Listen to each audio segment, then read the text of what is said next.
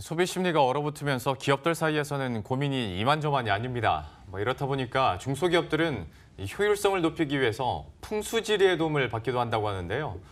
전문가 조언으로 환경이 크게 달라졌다는 한 중소기업 업체를 문정우 기자가 만나봤습니다. 일산에 자리한 중소기업 본사입니다. 지난 2006년에 설립해 다양한 가정용품을 만들고 있습니다. 특히 회전식 전기 오븐을 발명해 해외에서 많은 상을 휩쓸기도 했습니다. 하지만 기대했던 만큼의 실적으로 이어지지 못하자 회사는 2년 전 풍수지리 전문가의 도움을 받았습니다. 저희가 제품을 개발하여서 그 국제 발명품 대회에서 금상도 수상하고 반응이 굉장히 좋았거든요. 그래서 이 제품에 기대를 많이 했었는데 실질적인 매출은 좀 기대에 미치지 못해서 어려운 부분이 좀 있었어요. 이 회사 부지는 세 갈래의 물줄기가 하나로 흐르면서 감싸주고 있다는 것이 가장 큰 특징입니다. 풍수지리상 이런 곳은 재물이 쌓이는 곳으로 기업 입지로선 최적이라는 평가입니다. 그러나 산이 남쪽에 있고 물이 북쪽에 있는 형태여서 남향보다는 북향의 건물이 유리하다는 지적이 있었습니다. 남향을 선호하다 보니까 앞에 산이 있는데 배산 인수를 하지 못하고 남향으로 건축을 해요 사업주가 사용하던 곳입니다. 일산 삼수 형태의 좋은 자리를 제가 이제 북향으로 다시 바꿔놓은 사례가 되는 대표적인 사업장입니다. 이런 조언을 바탕으로 회사는 지난해 건물 방향을 바꿔 북향으로 새로 지었고 매출은 1년 새 2배 가까이 오르는 성과를 내고 있습니다. 이렇다 보니 땅의 구조적인 부분을 무시한 채 무조건 건물 방향을 남쪽으로 하거나 뾰족하게 짓는 등의 일반적인 실수는 피해야 한다고 전문가들은 조언합니다. 머니투데이 방송 문정우입니다. 방금 보셨던 리포트 내용을 토대로 조금 더 자세한 내용 저희가 한번 다뤄보도록 하겠습니다. 오늘 한국열린사이버대학교의 김현회 교수 그리고 건설부동산부 문정우 기자 나와 있습니다. 어서 오십시오. 리포트 보면서 저도 여쭤볼 게 많습니다. 풍수지리 얘기하다 보면 저도 참 진짜 신기하다라는 생각이 드는데 첫 번째로 앞에서 나온 사례 있지 않습니까? 첫 번째 궁금점은 진짜 그래서 조언을 했더니 사옥 위치를 실제로 그 이후로 바꾼 겁니까? 네네, 바꾼 겁니다. 그리고 사옥 위치를 바꿨더니 정말 매출이 2배로 뛴 거고요. 네네, 맞습니다. 구체적인 사례 그러면 이게 일련의 과정들이 어땠는지 한번 설명을 해주시겠어요? 네, 제가 이번에 다녀온 사업장은 고양시에 있는 작은 중소기업입니다. 앞서 잠깐 말씀드렸듯이 이곳은 세 곳의 물이 합수하여 환포, 사방에서 감아주는 형태입니다. 일산 삼수의 형태의 땅입니다. 주산인 멱절산이 받쳐주고 장항천과 장항지천, 호수공간에 내려오는 그 한류천이 세 개가 합수해요 사업장을 감싸 안아주고 구불구불 나가는 형태의 땅이었습니다. 주산인 멱절산 뒤로 흐르는 물이 한강으로서 이 한강은 사업장에서 보이지 않는 풍수 용어로는 뭐라 그럴까 공배수라고 합니다. 공배수라여 아주 좋은 길수로 보고 있습니다. 특히 장항천과 한류천은 서해안의 밀물과 썰물을 이용하여 수문을 개방하고 담수도 하고 주기적으로 방류에 항상 깨끗한 물이 머물고 있는 곳입니다. 봄, 가을철에는 낚시꾼들이 많이 모이는 곳이죠. 물은 풍수에서 곧 제물로 깨끗한 물로 깨끗한 물을 최고의 길수로 보고 있는 것입니다. 또한 물이 빠르게 빠져나가지 못하도록 2개의 수문이 있고 한강 가장자리의 형제섬 역시 이곳의 바람과 물의 요속의 흐름을 조절해주는 역할을 하고 있습니다. 사업장 입지 앞으로 두 팔을 벌려 안아주는 듯한 킨텍스와 유정한 한국가스안전공사가 안산 역할을 하고 있어 좋고요. 또 북서쪽에는 대하마을 아파트 단지가 병풍처럼 감싸나 북서풍을 막아주는 곳이기도 합니다. 대부분 사옥이나 사업장은 남향을 선호합니다. 이곳은 북향으로 킨텍스를 정면으로 바라보고 있는 형태를 하고 있습니다. 네, 사업주들은 대부분 남향을 선호하고 남향이 좋은 것은 확실합니다. 하지만 더 중요한 것은 지형지세에 따른 입지입니다. 단 북향일 경우 주변의 건물이나 사신사가 이 건물보다 낮아야 됩니다. 만약에 높으면 향을 정하기가 어렵죠. 주변의 지형이나 건물이 낮아야 한다는 조건이 성립되어야 한다는 것입니다. 처음 이곳에는 건물의 형태는 북쪽에서 남쪽을 바라보는 남향의 형태였으나 현재 풍수 전문가의 도움을 받아 북향으로 건물을 직사각형으로 건축하여 사용하고 있습니다. 예. 이 시간 통해서 물론 주식시장과 관련된 이야기는 아니지만 그래도 풍수질에 대해서 저희가 그래도 꽤 많이 이렇게 여러 교수님들 모시고 얘기를 하다 보면 저도 언제부턴가 건물 사이 갈 때 바람이 어디로 빠져나가는지 막 괜히 보게 되고 그렇죠. 뭐 산은 어느 위치에 있는지 보게 되더라고요. 오늘 다뤄질 내용의 아마 핵심 키워드는 물이 아닐까 싶습니다. 하다 보니 방금 사례로 들었던 기업뿐만이 아니라 다른 기업들은 물과 관련해서 어떤 입지적인 특성을 갖고 있을까라는 또 추가적인 궁금증도 들게 되는데 문정우 기자 이것도 한번 취재를 해봤을 거 아니에요? 상황이 네. 어떻습니까? 네, 제대로 짚어주셨는데요. 물에 대한 가치가 기업에게는 되게 중요하게 여겨집니다. 특히 풍수지리학적으로는 더욱 그런데요. 배산임수라는 공식에서도 임수라는 내용을 봐서도 뭐 물에 대한 가치는 대기업들도 뭐 중소기업들도 꼭 지켜온 가치였습니다.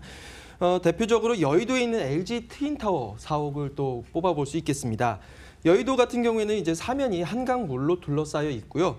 또 풍수지리 전문가들 사이에서는 긍정적인 분석도 있지만 또 부정적인 분석도 함께 나오고 있는데 예. 여의도가 물로 둘러싸여 있고 또 북한산과 관악산을 통해서 백두대간의 전기를 받지 못하고 모래로 된 섬이어서 이 좋은 기운이 좀 흩어질 수 있다는 부정적인 분석과 함께 연화부수형 즉 이제 물 위에 떠 있는 연꽃의 모양이라고 해서 훌륭한 인물이 좀 나오는 땅이다 이런 긍정적인 분석도 함께 있습니다.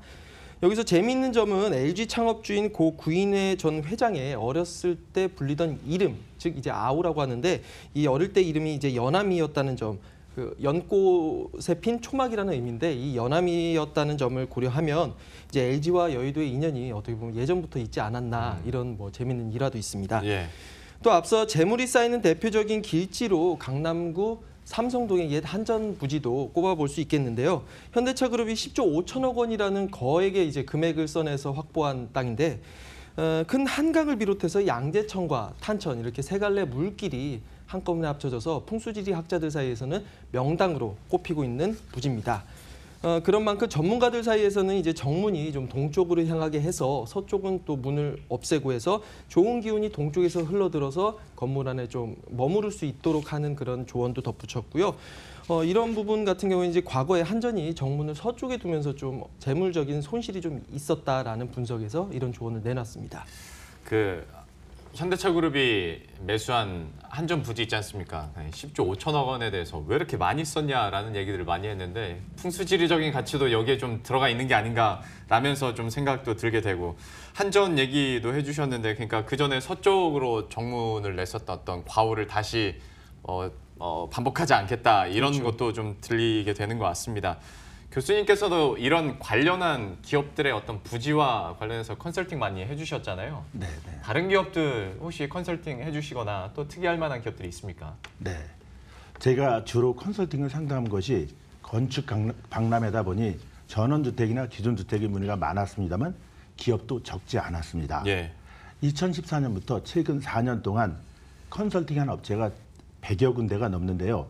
대부분 사정이 어려운 기업들의 도움을 청하는 것이 많았습니다. 실제 사업장을 방문해 보면 가장 부족한 부분이 풍수지리적 입지 조건이 좋지 않았고요. 다음으로 지형지세를 감안하지 않은 남향의 배치, 그리고 건물 가상을 무시한 사업장의 건축, CEO 공간과 사무실 배치였습니다. 예를 들면 사업장이 바람길이나 골이나 물길에 위치하여 습하거나 사례지처럼 주위 여건과 지형지세를 고려하지 않고 남향으로만 건축하거나 건물의 모양이 뽀직하거나 날카로운 곳, 그다음에 주위 건물보다 너무 작은 사업장, 물이 감싸주지 않는 반대편에 위치한 곳, 사무실이나 공장의 동선 배치 등이 좋지 않은 곳이었습니다. 지형지세를 활용하지 않고 대지 형상과 사업장 건축의 형태가 기울어진 곳, 특히 북서풍이 노출된 곳이 많았습니다. 우리나라의 경우 겨울철에는 대부분 차가운 북서풍의 영향으로 이곳을 막아 바람을 순화시켜주는 것이 중요합니다. 반면 긍정적인 사례도 많았습니다. 사업을 더 확장하기 위하여 더 큰 사업장 입지를 선정, 의뢰하는 경우도 많았는데요. 이런 의뢰자 분들의 입지를 보면 대부분 안정적인 곳으로 물이 감싸주고 도로의 안쪽이며 바람을 잘 갈무리하며 주변의 건물이 다정한 곳이었습니다. 맥도날드 창업자 네이크록 회장께서는 네이크록 회장에게 성공의 요인을 물어보면 첫째도 입지, 둘째도 입지, 셋째도 입지, 노케이션이라고 말합니다. 기업의 입지 중요성을 절대적 사업의 성공 요인으로 보고 있는 거죠. 예. 기업의 입지도 마찬가지로 그만큼 성공의 확률이 높아진다는 것입니다. 저는 앞에서 그 교수님께서 최근 4년 동안 컨설팅을 한 업체가 100여 개가 넘는다라고 얘기해 네네. 주신 부분이 물론 어떤 애초에 시작할 때부터 풍수질에 좀 관심을 갖고 있는 사업체도 있었겠지만 뭐 앞에 한전도 그렇고요. 그러니까 정문 방향이라도 바꿔서 좀 매출이 떨어지는 데를 지금의 분위기를 한번 바꿔보자라는 진짜 간절한 심정으로 컨설팅을 한 업체들도 굉장히 많다고 생각을 해요. 실제로 좀 기업들의 상황이 어땠는지 그리고 어떤 풍수지를 제대로 활용을 하고 있었는지 취재해보면 좀 어떻습니까? 네, 그 말씀하신 대로 뭐 좀 중소기업 입장에서는 대기업에 비해서 좀 열악한 부분이 사실이죠. 그래서 지난해 기준 우리나라의 중소기업은 이제 58만여 곳으로 좀 집계가 됐습니다. 그래서 전체 기업들 가운데 99% 수준이다 뭐 이렇게 볼 수 있고요. 매출 규모만 따지면 나머지 1% 대기업보다도 미치지 못하는 게 현실입니다. 중소기업의 매출 비중은 1,531조 원으로 전체의 36%에 불과한데 뭐 전년보다 5% 포인트 정도 뭐 올랐다고는 하지만 여전히 이제 대기업 중심의 기업 구조는 우리나라의 이제 그 다양한 기업의 경쟁력을 확보하는 데 좀 한계다. 뭐 이렇게 볼 수 있겠죠. 그래서 결국 작은 파이를 두고 중소기업들은 이제 경쟁을 할 수밖에 없는 환경인데 이런 작은 차이라도 좀 만들기 위해서 풍수지리 전문가의 도움을 계속해서 받고 있습니다. 예. 그러니까 앞서 저희가 이제 방송에서도 한번 설명을 드렸는데 교수님께서도 이제 10%의 가치라고 이렇게 설명을 주셨어요. 해가지고 이런 10%의 어떤 풍수지리학적인 가치를 좀 활용할 필요가 있다는 조언인데 이제 앞서 건물을 좀 새로 짓거나 리모델링을 하는 경우에는 좀 큰 비용이 들어가기 때문에 중소기업 입장에서는 부담스러운 게 사실입니다. 그래서 내부 인테리어만을 좀 배치만 바꾸더라도 뭐 어느 정도 영향이 있기 때문에 그런 조언도 함께 덧붙여 줬는데요.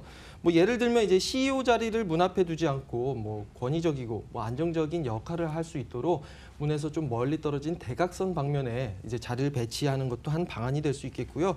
또 직원들 사이에서 뭐 서로 뭐 뒷머리를 바라보는 배치가 아니라 서로 얼굴을 마주보고 있는 형태의 그런 긍정적인 배치가 또 업무의 효율성을 높이는 결과를 낳을 수 있다는 것이 이제 풍수지리학자들 사이에서의 조언입니다. 예.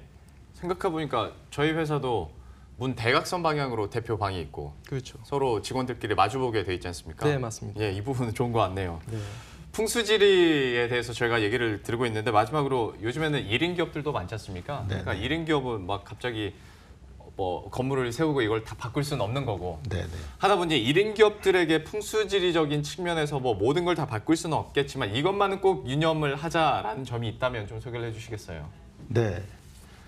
옛 풍수지 고전에 득수 이상 장풍 차지라는 말이 있습니다. 물을 얻는 것이 가장 먼저이고 바람을 갈무리하는 것은 뭐 차지라는 말인데요. 전 세계 수도를 살펴보면 강유역의 자리에 물을 얻고 관리하면서 직선수가 아닌 구불구불하게 천천히 흐르게 물을 도시에 머물게 한다는 것입니다. 또 조선시대의 음양과 과목시험 내용 중에 수간재물이라는 말이 있어 물을 얻으면 재물을 얻는다는 내용이 있습니다. 물을 얻고 감싸주는 안쪽은 안정되고 편안하나 반대인 반대쪽은 바람과 물이 이동하기 때문에 더러운 공기나 먼지, 홍수로 인한 뚝의 절개나 붕괴가 있는 곳으로 늘 걱정과 우환이 있는 곳입니다. 반드시 이런 사업장은 피해야 하겠습니다.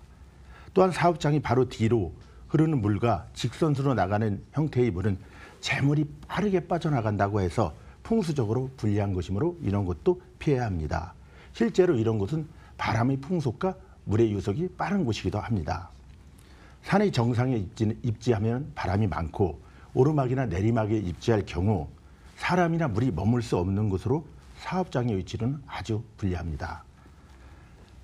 물이 모여서 합수하고 사업장을 안아주거나 굽어진 도로 안쪽에 입지하는 것이 상당히 유리하다고 말할 수 있습니다.